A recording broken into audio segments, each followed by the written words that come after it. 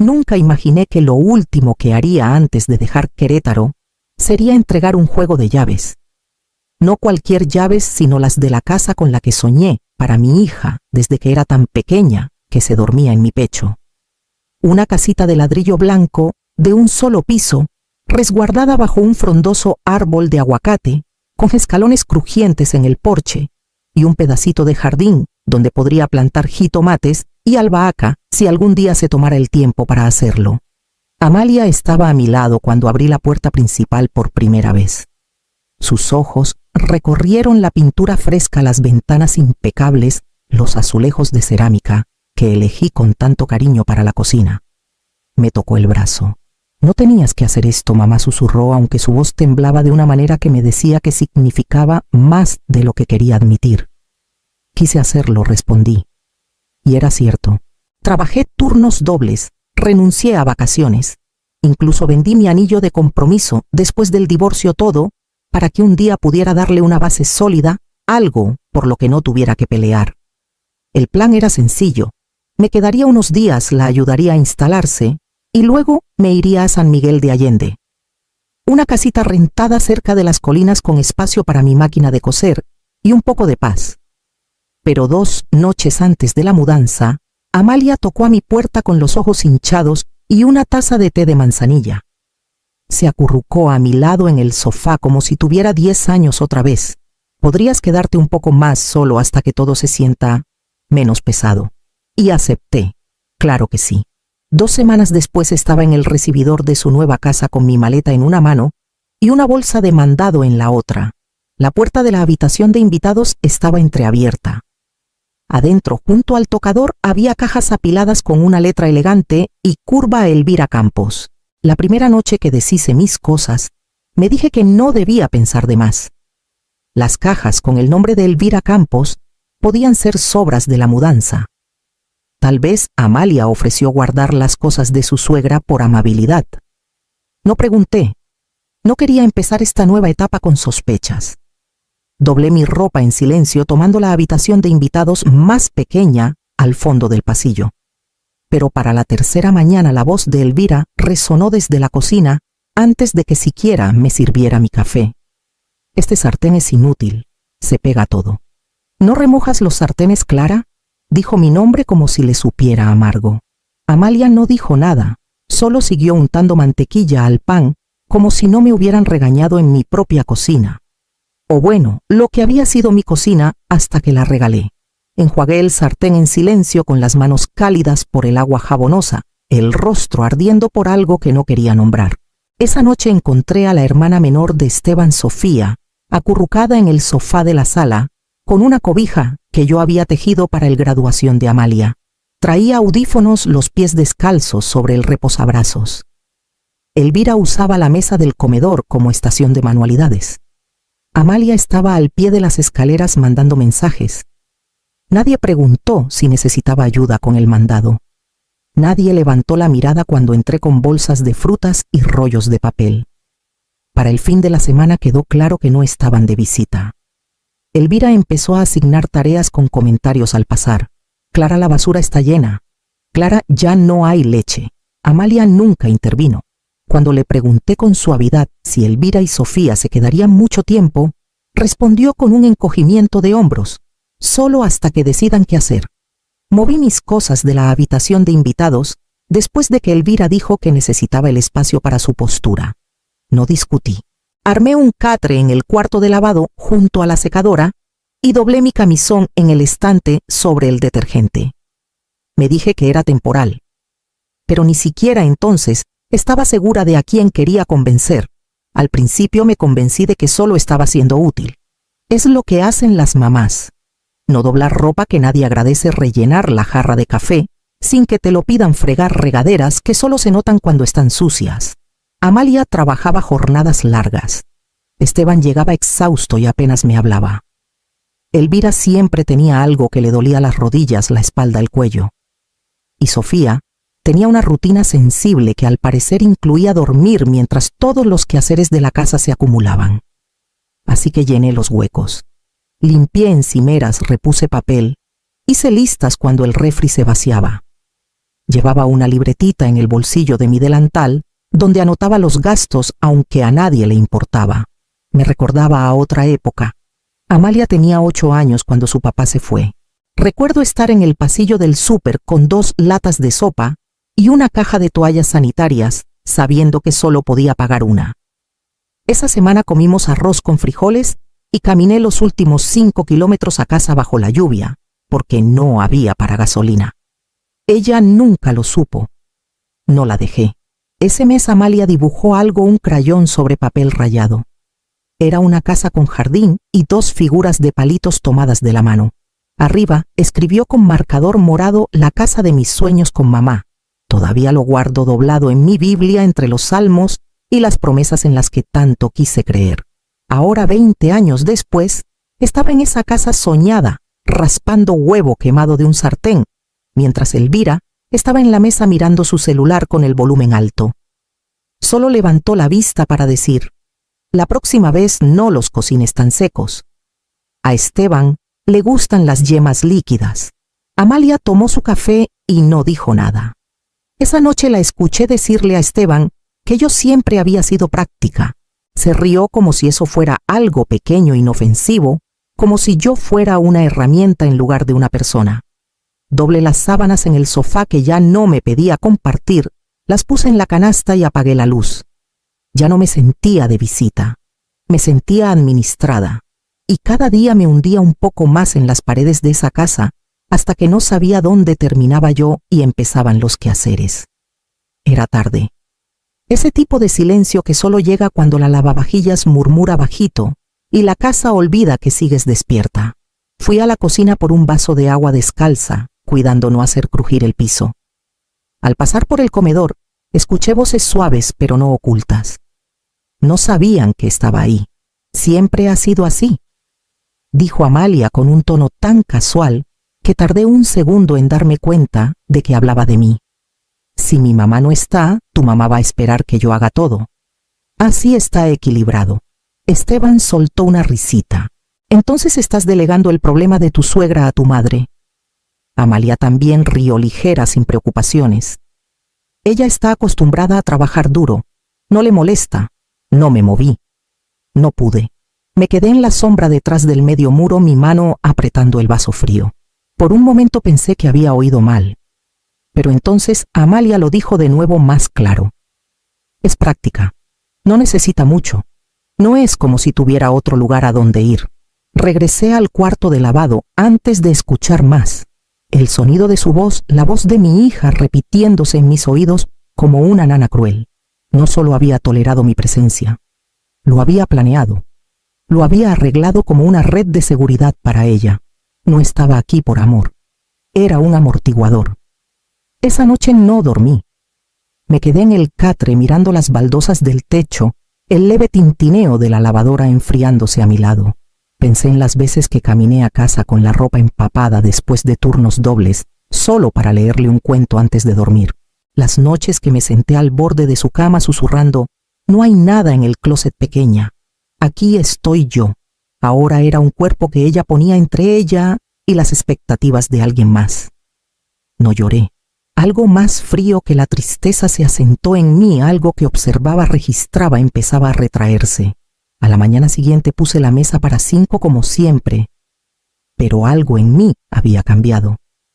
Ya no estaba flotando. Había encontrado el suelo. Sucedió por unas toallas. De todas las cosas, toallas. Acababa de doblar la tercera tanda de ropa esa mañana. El sol aún no despuntaba entre los árboles. Mis manos todavía estaban húmedas cuando Elvira entró sosteniendo una toalla blanca perfectamente doblada, como si fuera un vestido de novia arruinado. No doblamos las toallas así en esta casa, dijo sin emoción levantándola. Los bordes hacia adentro, luego en tercios, no en mitades. Ocupan demasiado espacio. La miré. Luego a la toalla. Había doblado toallas igual desde que Amalia estaba en primaria. En ese entonces se sentaba en el suelo a mi lado, riendo e intentando imitar mi técnica. Me gusta cómo las tuyas hacen una sonrisita, mamá dijo una vez. Ahora solo estaba en la encimera comiendo yogur mirando su celular. No levantó la vista. Abrí la boca, luego la cerré. Las volveré a doblar, dije tomando la toalla. Elvira asintió una vez y salió. Esa noche la casa estaba en silencio, todos en sus rincones.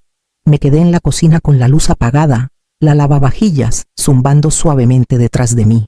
Mis manos estaban ásperas de fregar los soclos después de la cena, algo que nadie me pidió, pero hice de todos modos. Presioné las palmas contra la mesa sintiendo la textura de la madera, buscando anclarme en algo real. Y entonces metí la mano bajo el cojín del banco. La carpeta seguía ahí entre manteles viejos y servilletas de lino sin usar. La saqué, la puse en la mesa y la abrí. La escritura, mi nombre, mi firma, mi sacrificio. Todos habían olvidado o nunca les importó preguntar quién era realmente la dueña de esta casa.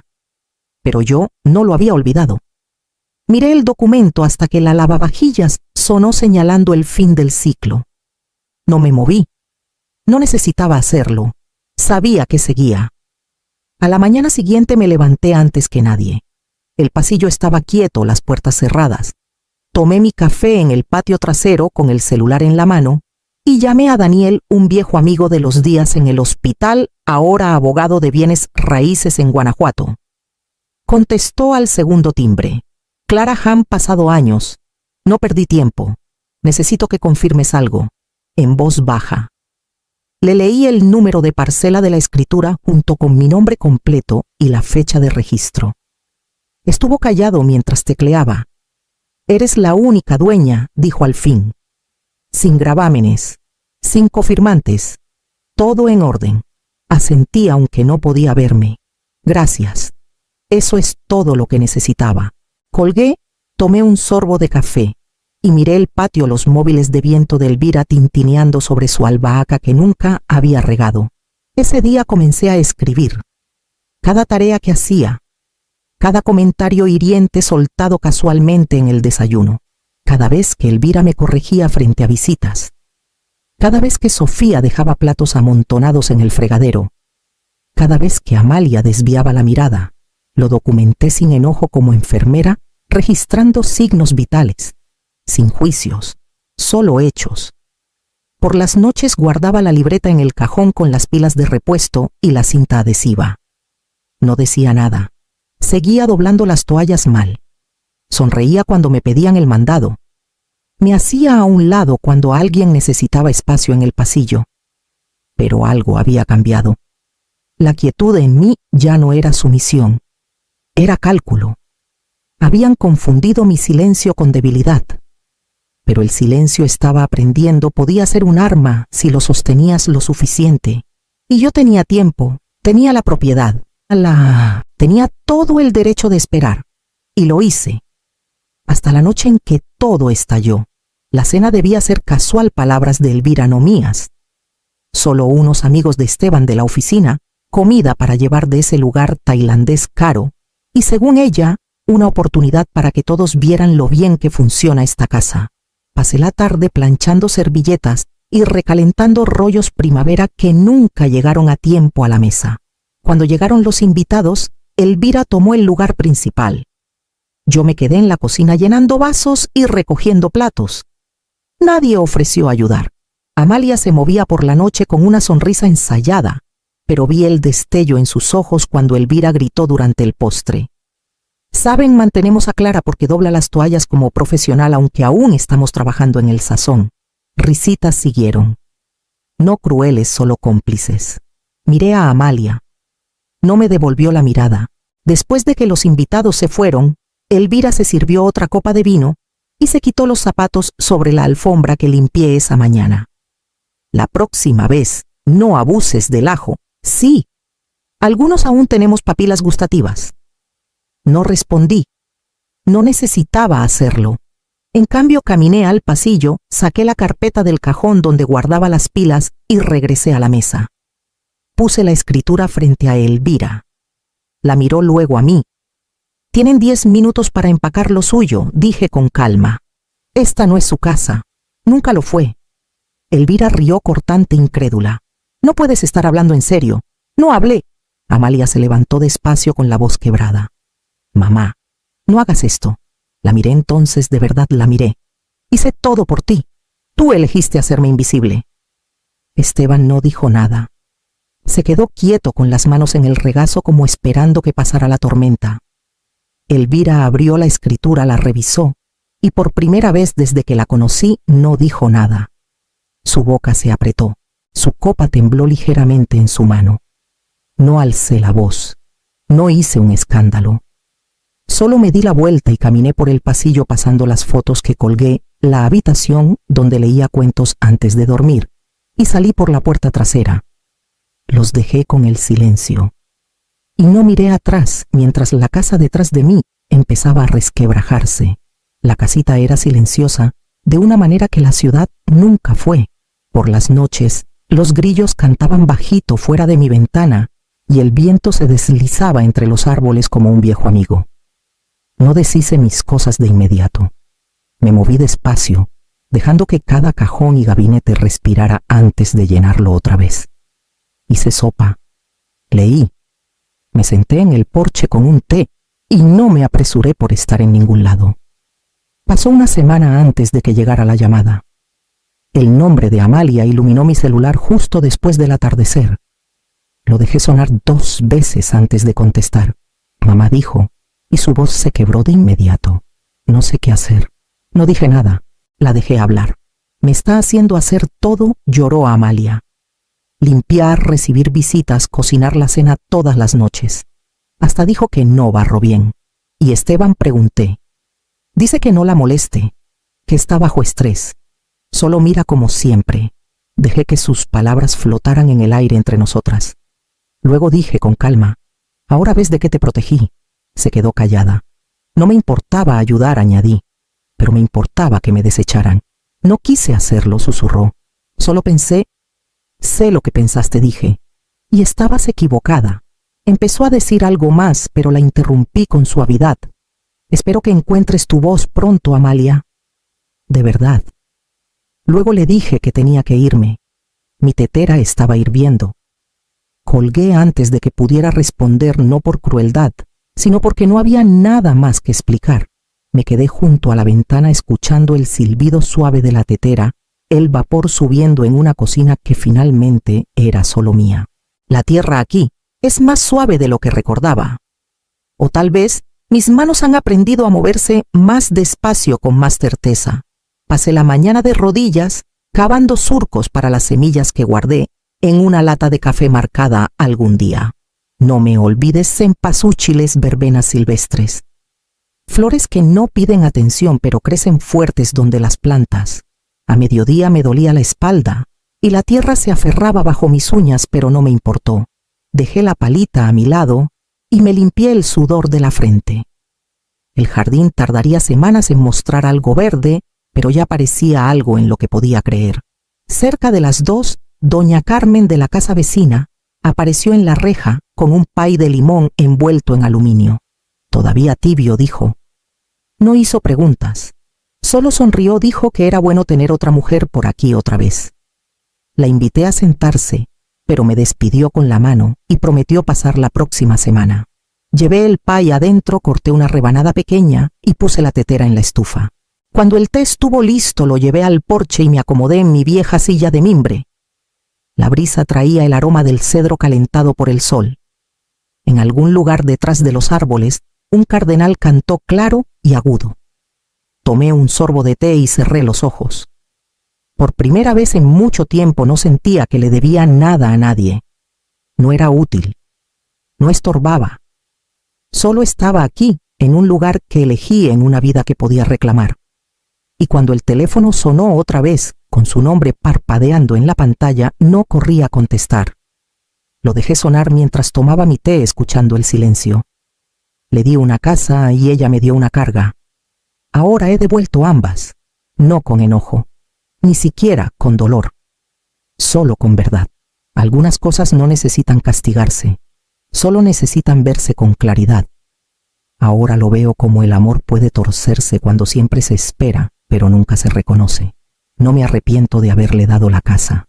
De lo que me arrepiento es de haberme quedado después de que dejé de ser su madre y me convertí en su excusa. Antes pensaba que irme era fracasar, que partir era abandonar. Pero quedarse, he aprendido, a veces es la mayor traición a una misma. Todavía la quiero, pero también me quiero a mí. Y eso tiene que valer algo. Volverá a llamar. Tal vez un día conteste, pero no hasta que deje de llamar por ayuda y empiece a llamar por entendimiento. Por ahora la puerta está cerrada. El té está caliente y mis manos están ocupadas plantando cosas que saben crecer. ¿Alguna vez le has dado todo a alguien solo para que te traten como una conveniencia? ¿Qué harías si tu propia hija te traicionara no con enojo sino con silencio? Es irse el mayor acto de poder.